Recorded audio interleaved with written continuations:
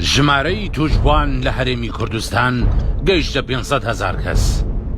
بەهۆی زۆری توشبووان نەخۆشەکان لەسەر جادەکان دەمێننەوە. دەرمی سەدان کەس لەسەر جادەکان کەوتووە. ئەمە ئەو هەواڵانن لە چەند مانگی داهاتوودا بەڕاستی بڵاو دەکرێتەوە. ئەگەر بیر لە بازرگانی و سەیران و سەردانی ئەزیزانمان و حەزەکاتیەکانمان بکەینەوە، کوردستان کەمترین ڕێژەی توشبووی بە کۆرۆنا هەیە. کوردستان ئەو وڵاتەی کەمترین ڕێژەی مردووی هەیە. کوردستان بۆ بە تەندروستترین وڵاتی جیهان.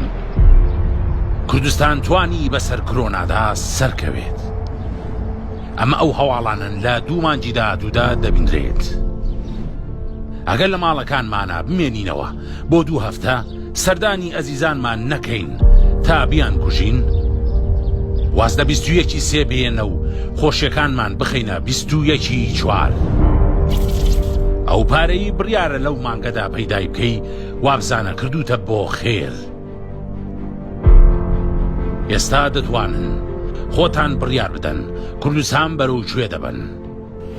ئێمە لە ماڵەوە دەمێنینەوە، سەیری فلیم دەکەین، کتێب دەخوێنینەوە. ئەو کاتەی بە خێزانمان نەداوە ئێستا پێیان دەدەین. خۆشەویستی و عەشقمان نوێ دەکەینەوە لەگەڵ خێزانەکەمان. پێکەوە هەمومان دەمێنینەوە. 2 هەفتە یەکسانە بە 40 ساڵ تەمەنی خۆمان و خێزانەکەمان. با هەمومان پێکەوە خۆمان و خۆشەویستانمان بپارێزین.